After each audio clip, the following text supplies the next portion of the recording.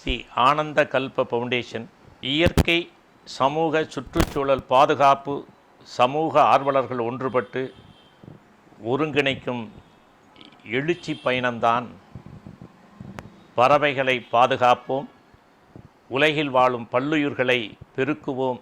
இந்தியாவின் துவக்கம் கன்னியாகுமரியிலிருந்து இந்தியாவின் உயர்வின் எல்லையான இமயம் வரை மாபெரும் உலக சாதனை நோக்கிய பறவைகள் பாதுகாப்பு மோட்டார் சைக்கிள் விழிப்புணர்வு பயணம். இந்த பயணத்தை பறவைகளின் காவலர் பிரமரிஷி அவர்கள் தலைமை ஒருங்கிணைப்பில் இந்த பணி தொடங்க இருக்கிறது என்பது மகிழ்ச்சிக்குரிய ஒரு செய்தியாகும். பறவைகள்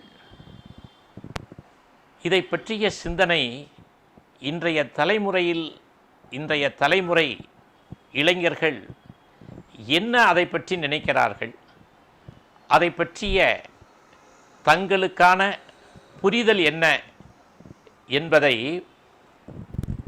உணர்த்துவதற்காக, அவர்கள் அறிந்து கொள்வதற்காக செய்திகளின் வாயிலாக, சமூக வலைதளங்களின் வாயிலாக இந்த செய்தி அவர்களை சென்றடைகின்ற பொழுது அதை பற்றிய சிந்தனையை வளர்க்க வேண்டும் என்ற நோக்கத்தோடு இந்த பயணம் ஏற்பாடு செய்யப்பட்டிருக்கிறது. பறவைகள் இல்லை என்றால் உலகமே இல்லை. அது எத்தனை பேருக்கு தெரியும்?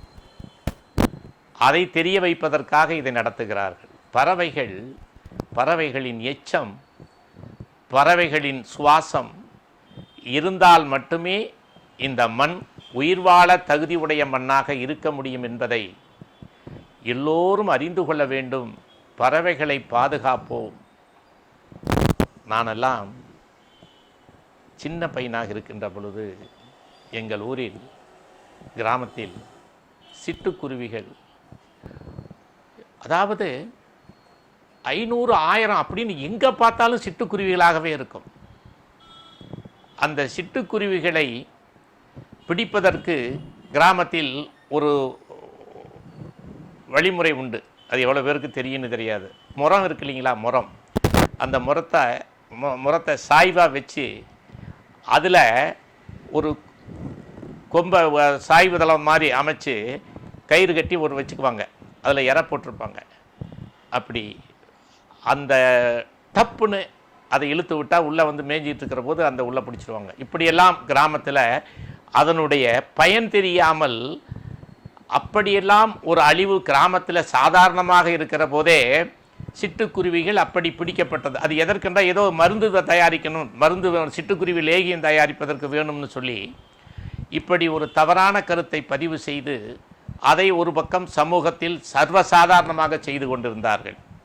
இன்றைக்கு சிட்டுக்குருவி அரிதாகி போனதால் இன்றைக்கு அதனுடைய அவசியத்தை உணர வைப்பதற்கு இன்றைக்கு இந்த அமைப்பு ஒரு பெரும் முயற்சி எடுத்திருக்கிறது.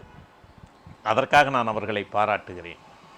அதை போலத்தான் சிட்டுக்குருவி, அதாவது பறவைகளுக்கெல்லாம் நான் மேயராக இருக்கின்ற பொழுது மாநகராட்சி பூங்காக்களில் எல்லாம் அந்த இரை எடுப்பதற்காக இரையெல்லாம் வைப்போம்.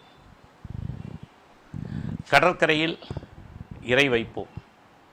அப்படி எல்லோரும் அதை உணர்ந்து கொள்ளத்தக்க வகையில் இன்றைக்கும் என்னுடைய வீட்டில் மேலே காக்கா, புறா மற்றும் சில பறவைகள் தினம் 100 கணக்கில் இரை எடுக்கும். என்னுடைய துணைவியார்